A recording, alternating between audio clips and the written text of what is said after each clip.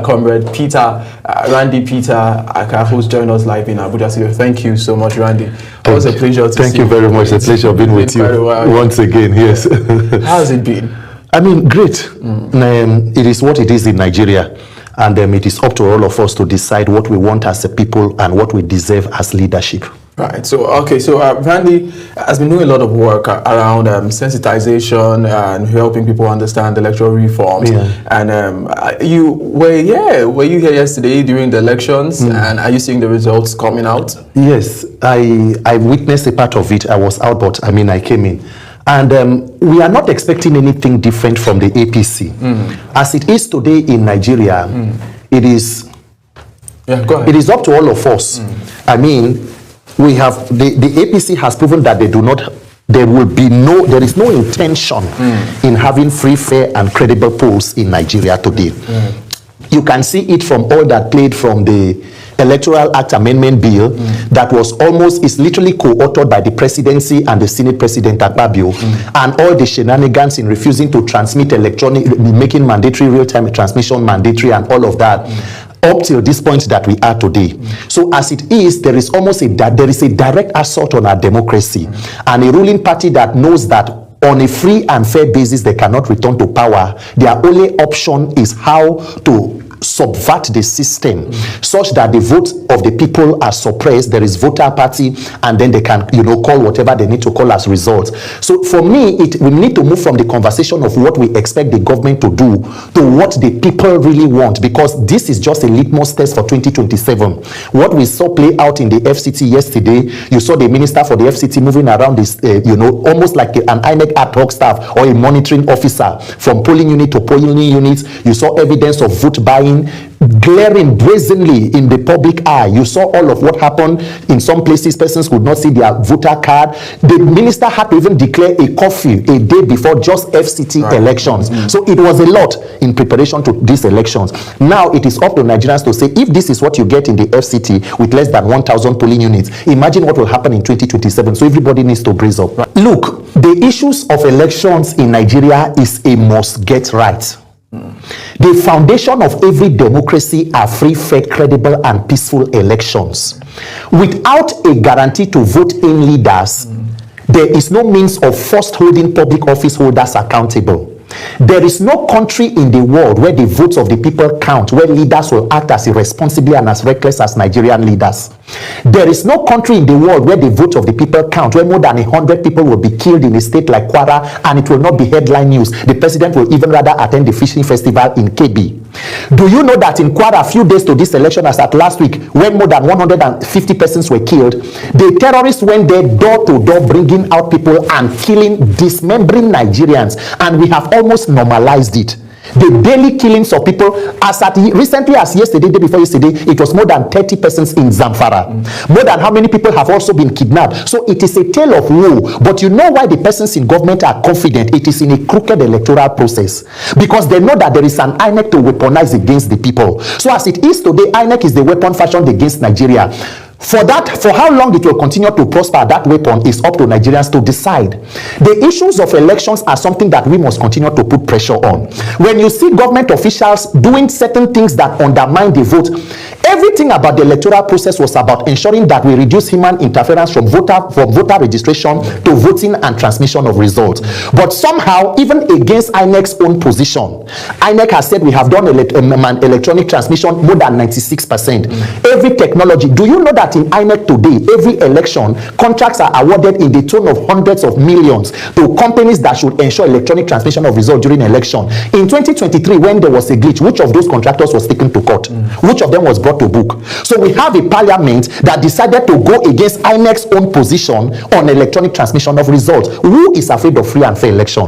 Who is afraid of electronic mandatory real-time transmission of results? They mentioned some issues, as the person said, there are villages where we don't have the Mr. network Obon, access. In 2026, we are talking about villages where there is no network access. Is it not a shame on our leadership? The giant of Africa. We are only giants in criminality, where they need to embezzle for more than 200 trillion missing from NNPC, more than 120 billion missing from the Ministry of Power. Which local government in Nigeria does not have a POS machine? Mr. Obong, how do terrorists in the bush communicate with the kidnapped victims' families on how to collect ransom? How is it possible that the persons that are terrorizing Nigeria in Sambisa forest, taking the fight and killing even our gallant military officers, are able to communicate in real time? The only network that Nigeria does not have is what to power election, to build back the confidence of the people. Because as the APC chieftain said, if truly you are concerned about building trust and taking out voter apathy, why can we not get a law that is going to build that trust and confidence to ensure that also, another thing that was mentioned is that no country in the world does real-time transmission. That what? As a basis for announcements. We even talked about cases were mentioned in the US and in the UK. Yes. And we're seeing that the Senate also shifted after your protest, the protest that your group and a lot of other Nigerians led. The Senate shifted its ground and said, okay, electronic transmission, but where we cannot transmit, we use from EC. It is shameful, and any politician, and I have said it before, anybody who is saying that there is not enough technology in Nigeria is being criminal minded. You want to steal the vote of the people. India has a voting population of more than 800 million registered voters.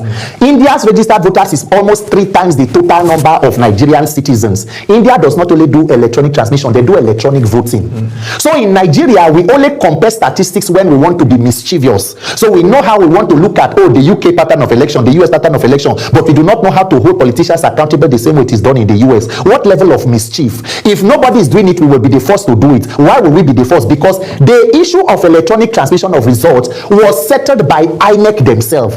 The outgone INEC chairman, Professor Mahmoud Yakubu, wrote an INEC position paper 21 talking about why technology was put together as far back as 2019. INEC and NCC director, the then NCC director Umar Dambata, set up a steering committee headed by somebody Nick Dazan, and they invited telcos, MTN and everybody, help us with the kind of technology, technical advice you gave JAM to conduct CBT, and it was concluded more than 5 years ago. Who is the person going against INEC? INEC said we only need legislation for you to back up what we are already practicing. We have done it in off-season elections in Ekiti, in Edo, in Ondo states. What else are we discussing? So are you going back to the street? The president has assented to it. It is now an act of law. Are you going back to it? Yes, we are going to ensure that we put the pressure, call on every person that is a stakeholder, because the truth of the matter is Nigerians will have to wake up and make the issues of an election an issue of national crisis. As the law has been signed, it can still be amended. The clause that everybody insists that should be, or majority of Nigerians insist, can be amended. Whether that is done or that is not done, Nigerians must understand that it is up to us to use the issue of election and mobilize ahead of 2027. Some persons have talked about the fact that you could win, at least you've gotten some win by the Senate saying, okay, we are accept, but in places, let's put on that, and maybe we could put up after some time. Did you listen to the interview of the former INEC resident electoral commissioner, Dr. Mikey Guinea? You heard his expose on this issue. That document that has been signed will become one of the most chaotic instruments to use to conduct an election. Who determines where there is no network? That document will not only cause problems for Nigeria, it will even put INEC staff in jeopardy and in potential problem. Where exactly or who determines where there is no network? The Beavers machines are even configured to work without network, and then it automatically drops wherever you get where there is network. If INEC received 200 billion, let us imagine there is no technology, we cannot rely on our telcos. How much does it cost to procure Starlink for the 177,000 polling units across Nigeria to guarantee that there is network? Remember that INEC say we are using 200 billion to carry out and procure electronic technology. As far as nobody is querying and scrutinizing the budget of INEC, it is a budget that is being set up to see that we undermine the will of the people. Because as it is today, without any explanation, who are the contractors in INEC? Have you heard of allegations of printing of double form EC8A forms, that certain forms can be uploaded and then there is another counter form somewhere? Are we sure that they are not politicians who are procuring sensitive materials for INEC? The resident electoral commissioners that the Senate approved, are they card-carrying members of certain political parties? My brother, the entire electoral circle and the electoral environment has become almost completely captured, and beneficiaries of rigged elections are not willing to make it transparent. The question I always ask Nigerians is that the power of the persons and criminals in power, which should be greater, an overwhelming majority of Nigerians want a better life. They want a system where they will vote and their votes will count. We must move to become courageous people to demand for that system. If not, if we allow a consolidation of what took place in 2023, Nigeria can be foreclosed as a democracy growing. Thank you so much.